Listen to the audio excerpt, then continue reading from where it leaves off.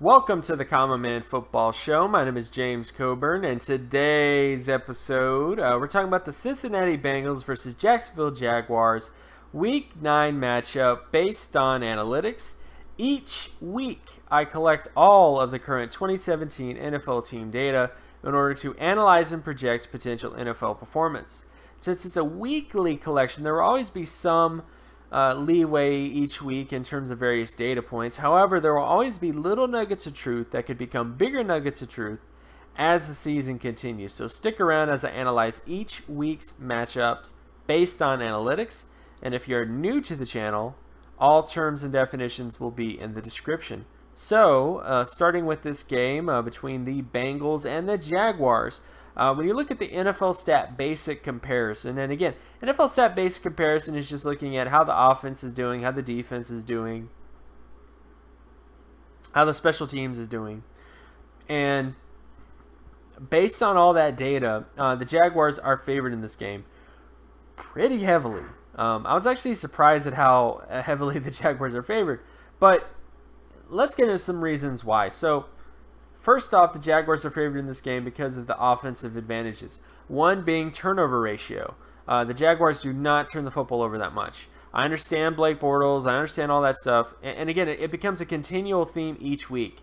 Each week, people say Blake Bortles is going to be a turnover crazy machine and fumble the football and get interceptions. And I'm not saying he's perfect, but this has not been the case this season. Bortles has not been turning the football over like crazy. Bortles has not been creating tons of fumbles. Realistically, he's been doing better than most in the NFL, which is what the turnover ratio says. So from that perspective, again, the Jaguars aren't perfect when it comes to turnover ratio, but they are better than most of the NFL, than the majority in the NFL. They have a better turnover ratio, and they're also better than the Bengals in that respect. So from that crucial aspect of the game, Jaguars are favored there. Then you look at sack percentage, which is basically the ability to prevent sacks on offense. Jaguars are better than the Bengals in that respect as well. And then, of course, the most important thing on offense, offensive score percentage, which is basically how often do you score on each offensive series. And the Jaguars are favored here pretty heavily compared to the Bengals in that respect. The Bengals offense doesn't put up a lot of points, allows a lot of sacks, creates a lot of turnovers, and again, those are not things that are very conducive to winning football games. That can't continue because of those particular factors. Then, of course, you look at the defensive side of the ball. So, looking at things like defensive, offensive score percentage, the Bengals' defense is good in a lot of different aspects. They're and we'll get to some of those aspects. The Bengals are pretty decent in terms of sacks. The Bengals are pretty decent in terms of preventing first downs and different scenarios, but they're not very good in terms of preventing points compared to what the Jaguars are able to do.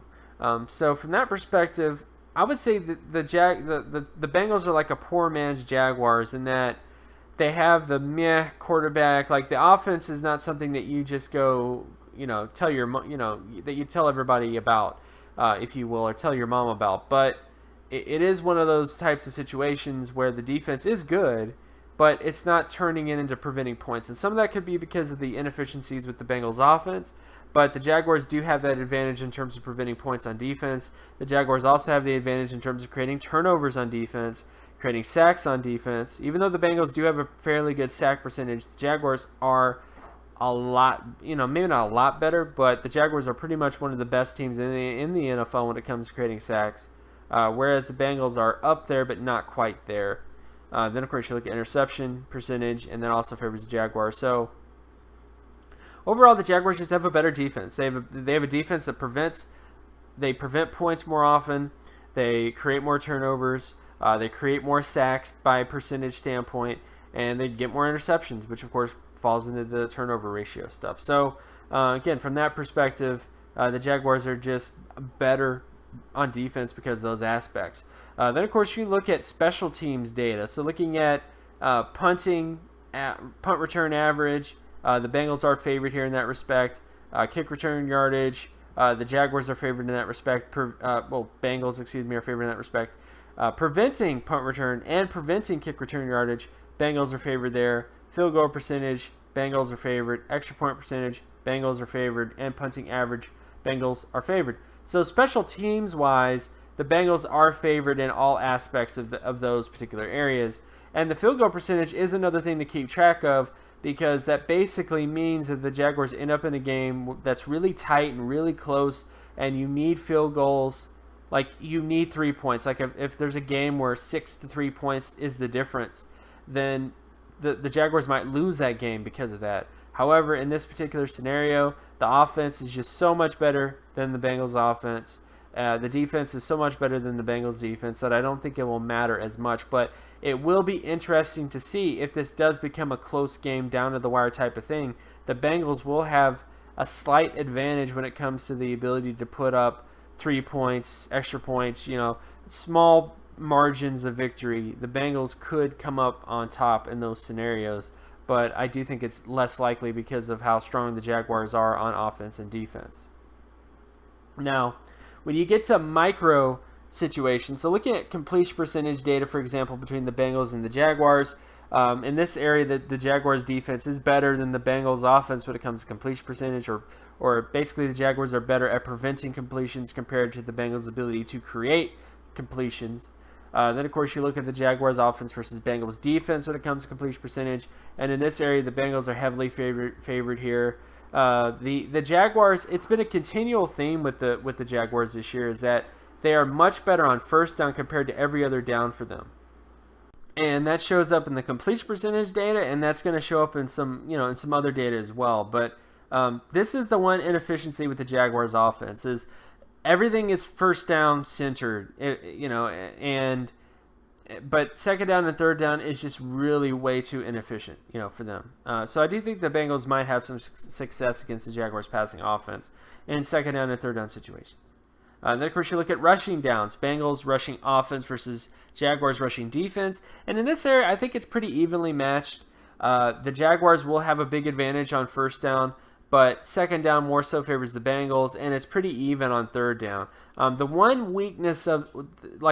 sort of weakness of this Jaguars defense is its rushing defense.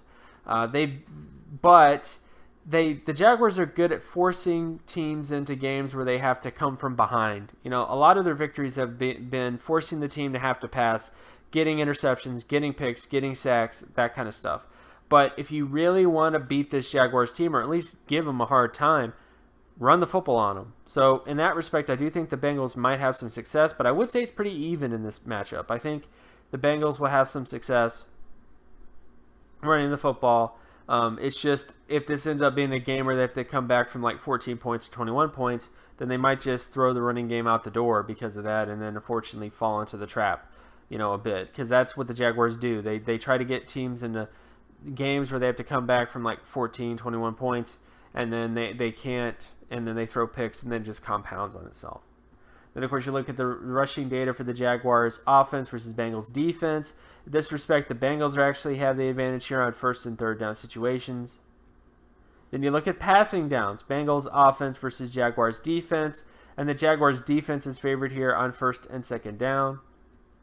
Then you look at the Jaguars offense versus Bengals defense. And again, this continues the theme. Jaguars pretty good on first down compared to the rest of the NFL, but meh on second down, and even more meh on third down. So the basic way to beat the Jaguars is keep it a close game all the way to the end. If you can do that, then you'll have a pretty good shot of beating them because of their field goal percentage and their third down inefficiencies. And of course, look at sack rate for the Bengals versus the Jaguars defense, and the Jaguars are especially heavily favored here in terms of first, second, and third down.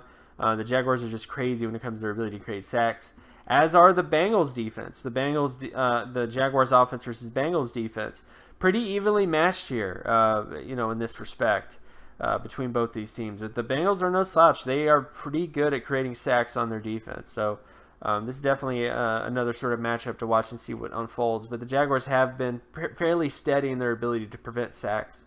Then you look at interception ratio for the Bengals offense versus Jaguars defense. Jaguars defense is heavily favored here in terms of first, second, and third down situations.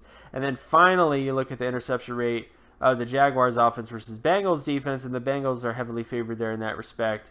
Again, going to the fact that Bortles can turn the football over on second down and third down situations, but they do limit him a lot. This is more of a run-based offense, and because of that, that's basically the result. So overall, how do I feel about this particular game? Well, I still got to go Jaguars here. I just think that the Jaguars have a formula for winning, and I don't think it's a formula that is going to win a Super Bowl. I don't think it's a formula that is, and it could. It definitely could. I do understand there's a lot of people saying that, well, Blake Bortles just needs to be Trent Dilfer or whatever, but I don't think they realize how good that Ravens defense was, just based on stats, based on everything. But I do understand the fact that this Jaguars defense is ridiculously good. It creates a ton of havoc in terms of sacks. It creates a ton of havoc in terms of turnovers. It does so much, and the offense does enough good things to get the job done. Ultimately, I don't think the Bengals offense is good enough to overcome this Jaguars defense. But if you want to know how to beat the Bengals, this is the basic. The basic way to beat the Bengals, well, not the Bengals, but the Jaguars, is you have to get into a close game, and you have to force them, or force Bortles in particular, to convert in second and third down situations, because those are the areas that he struggles the most. Compared to the rest of the NFL, the Jaguars are not that great when it comes to getting conversions on second and third down. And on top of that, most of the interceptions that Bortles throws are in second and third down. So those would be the areas you got to attack. Those would be the areas that you have to think about and kind of, those are the areas to focus on, I guess. So again, not the most perfect team. The Jaguars aren't. There are no perfect teams in football this year. Every single team has major flaws. The Patriots have major flaws. The Chiefs have major flaws. Like every single team, there's no dominant team this year. Like this is a very parity type year in terms of every single team. And the Jaguars are no exception. However, I do have to agree that I think that there's enough stuff that's overwhelmingly in favor of the Jaguars in this game that I just got to go Jaguars here. So as much as I could try to play devil's advocate and say that the Bengals are going to magically have this great game plan and they're going to unmask the Jaguars and all this kind of stuff, I just don't see that this week. So ultimately I have to go Jaguars. And of course, you can find my other work at draftcomer.wordpress.com. You can also follow me on Twitter at Geometrics. And if you like this content and you want more content like this, be sure to leave a like and subscribe.